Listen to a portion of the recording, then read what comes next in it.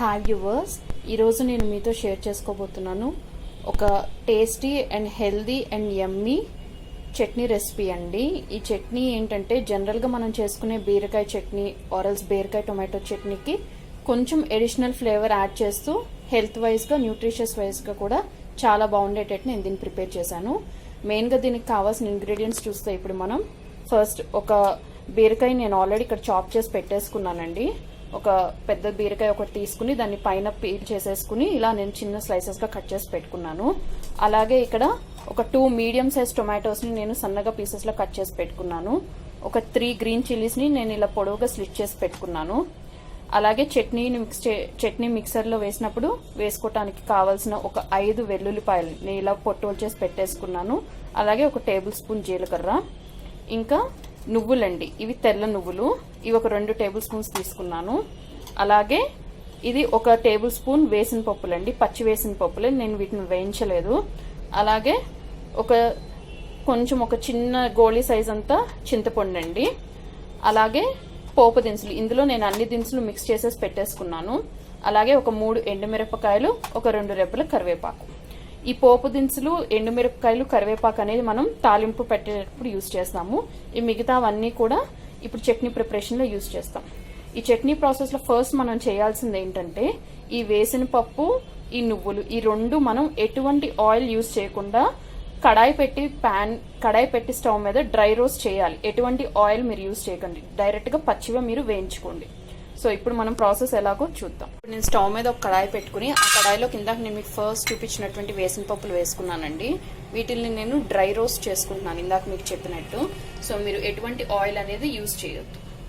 So ఇవి ఫాస్ట్గా colour అనేది మారిపోతూ ఉంటాయండి. సో మీరు చూసుకుని మీరు ఫాస్ట్గా కలర్ అనేది మాడిపోయిన స్మెల్ రాకుండా ఫాస్ట్గా మీరు జస్ట్ ఒక 2 మినిట్స్ మీడియం ఫ్లేమ్లో పెట్టుకుని వాటిని ఫ్రై చేసి తీసుకుంటే సరిపోతుంది. ఫస్ట్ నేను వేసిన పప్పులో ఎందుకు వేసాను అంటే ఇవి కొంచెం వేగటానికి టైం పడుతుందండి నువ్వులతో కంపేర్ చేస్తే. ఇప్పుడు ఆల్రెడీ మనకి కడాయి వేడెక్కి ఉంటుంది కాబట్టి సో ఈ వేడితో మనకి నువ్వులు అనేది ఇంకా కొంచెం ఫాస్ట్గా అనేది హీట్ అయిపోతుంది.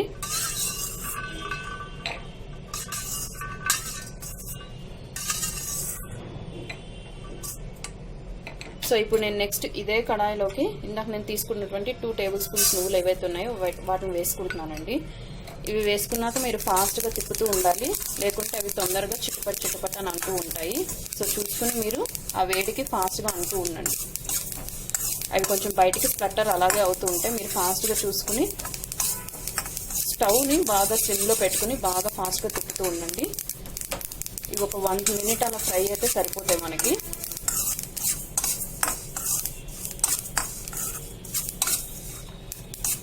తర్వాత వీటిని స్టవ్ ఆఫ్ చేసేసి వేరొక బౌల్లోకి తీసుకోండి. ఇప్పుడు నేను అదే కడాయిలోకి ఒక 2 టేబుల్ స్పూన్స్ ఆయిల్ తీసుకున్నానండి. ఈ ఆయిల్ కొంచెం లైట్గా హీట్ అయిన తర్వాత ఫస్ట్ నేను ఏవైతే మిర్చి తీసుకున్నానో ఇందాక అవి వాటిని వేసేసాను. ఈ మిర్చి లైట్గా మీరు ఫ్రై చేసుకుంటూ ఉండండి. జాగ్రత్త అండి, మిర్చి ఎప్పుడైనా కానీ మీరు ఇలా చీల్చి స్లిట్ చేసి వేసుకోండి. అవి డైరెక్ట్గా వేస్తే అవి కొంచెం ఎక్కువ పేలుతూ ఉంటాయి, ఛాన్సెస్ ఉంటాయి. పేలటం అంటే మరీ మీరు ఎక్స్ప్లోషన్ అలా అనుకోకండి, జస్ట్ కొంచెం ఎక్కువ నూనెలో ఫ్రై అయ్యేసరికి అవి నూనె అనేది చింది మీ మీద పడే ఛాన్సెస్ ఉంటాయి. సో ఎప్పుడైనా కానీ ఇలా ఘాట్లు పెట్టుకుని లేదా చిన్న స్లైసెస్లో కట్ చేసుకుని వేయించుకోండి.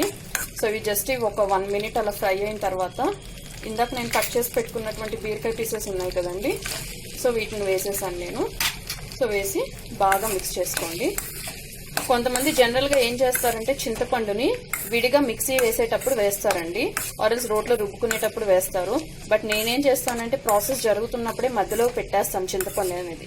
సో దానివల్ల ఆ వేడికి ఆ చింతపండు అనేది కొంచెం మెత్తగా అయ్యి గ్రైండ్ అయ్యేటప్పుడు ఎటువంటి ఇబ్బంది లేకుండా స్మూత్గా టెక్స్చర్ అనేది ఫామ్ అవ్వడానికి నేను అలా చేసేస్తానండి. బీరకాయ చట్నీకనే కాదు, నేను ఏ చట్నీకైనా కానీ చింతపండు అనేది ఇన్ బిట్వీన్ ఈ పీసెస్ మధ్యలో ఇలా పెట్టేస్తాను. సో ఇవి ఫ్రై అవుతూ ఉంటాయి.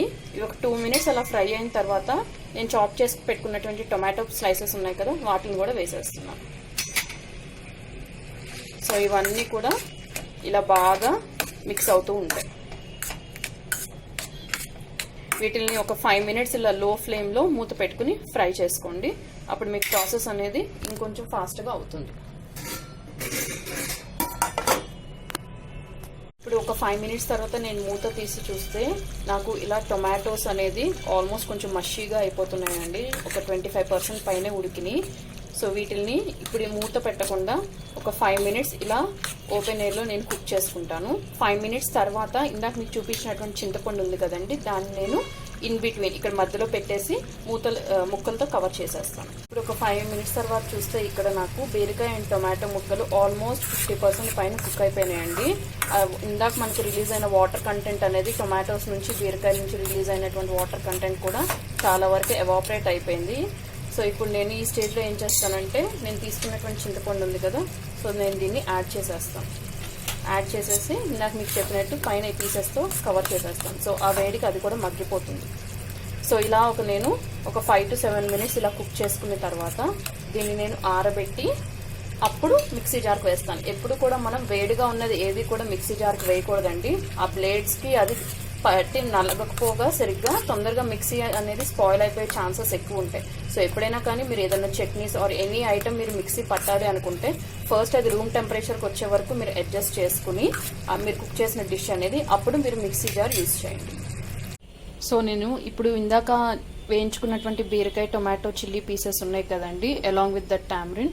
సో నేను దాన్ని ఒక మిక్సీ జార్లోకి తీసుకున్నాను. సో ఇప్పుడు ఇందులోకి నేను వేయించి పెట్టుకున్నటువంటి ఈ నువ్వుల్ని కూడా వేసేస్తున్నాను. అలాగే వేయించి పెట్టుకున్నటువంటి ఈ వేరుశనగ పప్పులను కూడా వేసేస్తున్నాను.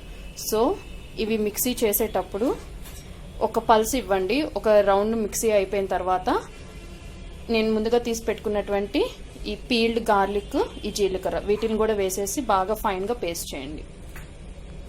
ఇందులోకి నేను తీసుకున్నటువంటి గార్లిక్, జీలకర్ర అలాగే టేస్ట్కి సరిపడా సాల్ట్ కూడా యాడ్ చేసేస్తున్నానండి.